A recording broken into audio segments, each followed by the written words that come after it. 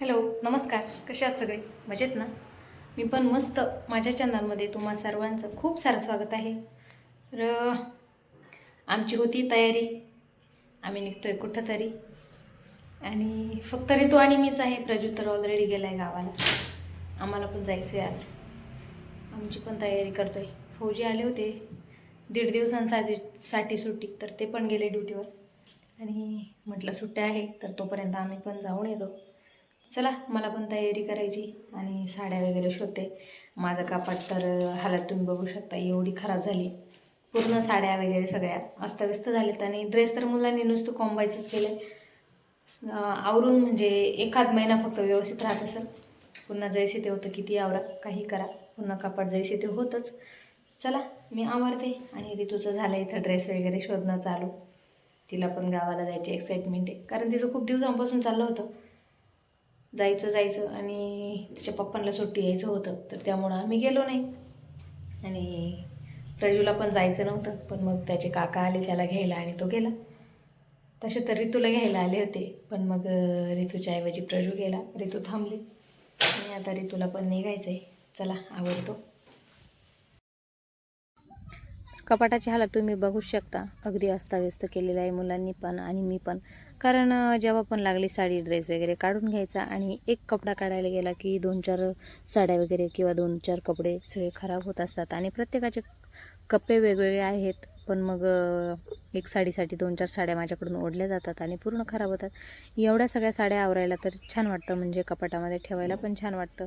नेसतं तर काही होत नाही, पण मग ठेवायला म्हणजे आवडतं. आणि नवीन साडी आली की मग उगाच कशाला ना म्हणजे द्यायची, आवडती तर मग ठेवून घ्यायची असं माझं असतं.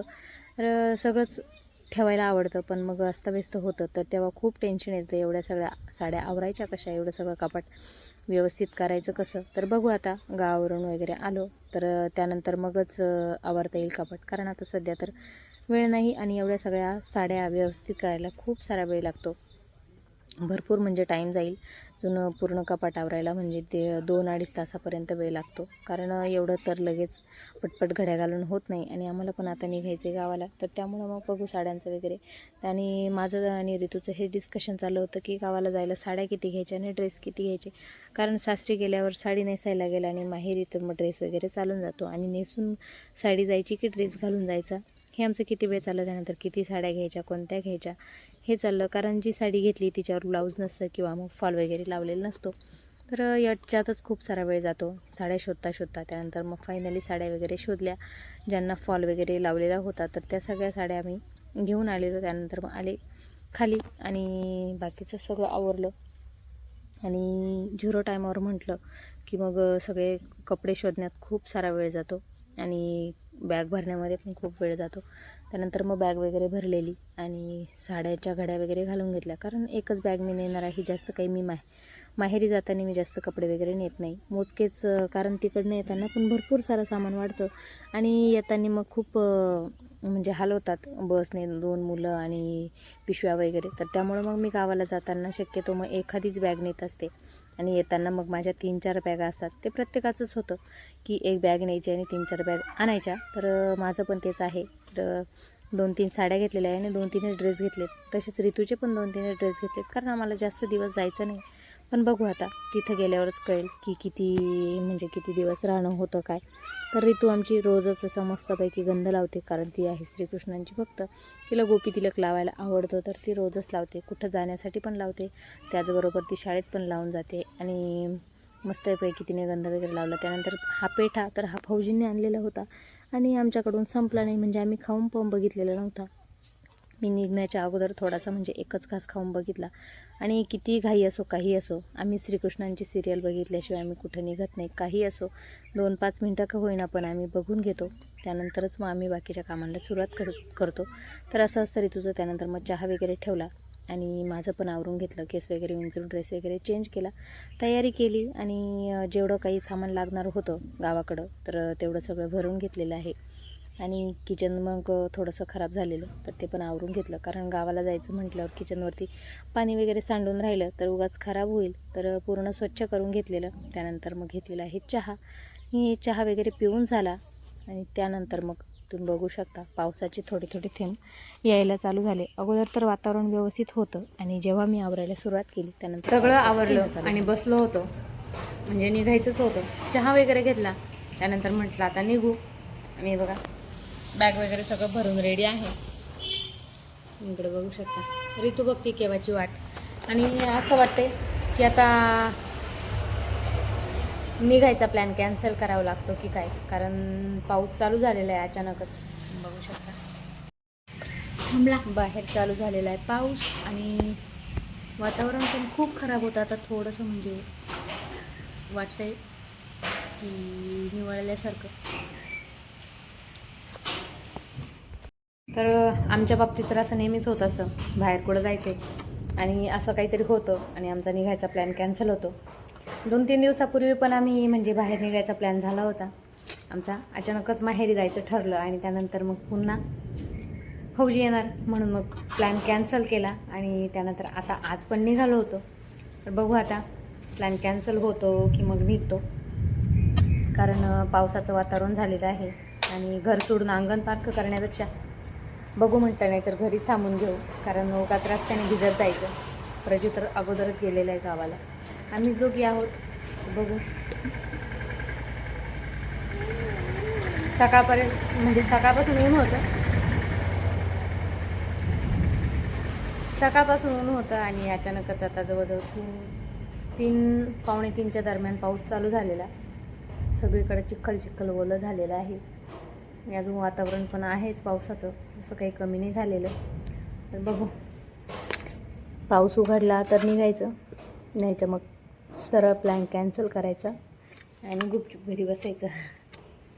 ऋतूचं तर खूपच म्हणजे एक्साइटमेंट होती गावाला निघायची, कारण जशा सुट्ट्या लागल्या तसं तिचं चाललं होतं गावाला जायचं.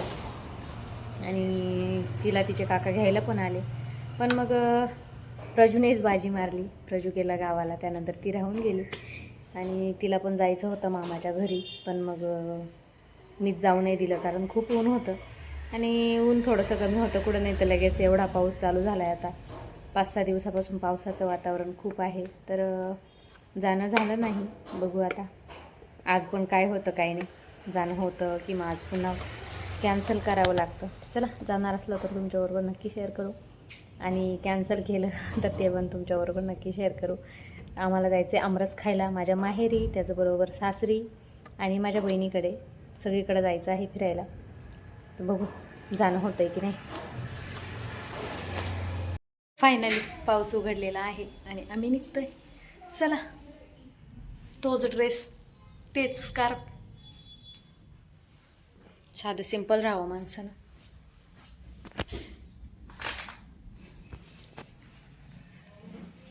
सगळी तयारी करून निघावं लागतं. गॅस वगैरे बघून घेतलाय, बंद केलाय आणि मेन वस्तू राहून चालली होती बघा, चार्जर. याच्याशिवाय तर म्हणजे अर्ध्या रस्त्यातून परत यावं लागेल, कारण चार्जर नसला तर मोबाईल बंद आणि मोबाईल नसला तर आपण बंद, असं होतं आहे. तर त्यामुळं चार्जर पण पहिले घेतलेलं आहे. काय घेतलं काय ठेवलं सगळं बघितलं, त्यानंतर मग लॉक वगैरे लावले आणि फायनली मी आणि ऋतू आम्ही निघालो आहे पायीच, कारण गाडी वगैरे तर घरीच ठेवणार आहे आणि लॉक वगैरे लावून मग गेटमध्येच गाडी ठेवतो, कारण गाडी घेऊन म्हणजे मी तर जास्त लांबचा प्रवास करत नाही आणि बसनेच ठीक वाटतं. आणि सध्या तर पाऊस चालू आहे, तर त्यामुळं पावसाने तुम्ही बघू शकता पूर्ण म्हणजे अर्धा 1 तास पाऊस चालू झाला, तर कॅन्सल करायची वेळ आली होती. म्हटलं जाणंच कॅन्सल करावं, कारण पाऊस पण खूप चालू झाला आणि नंतर मग थोड्या वेळाने पाऊस थांबला. मग म्हटलं जवळच जायचं आहे आणि अजून वेळ पण आहे, तर चला निघूया.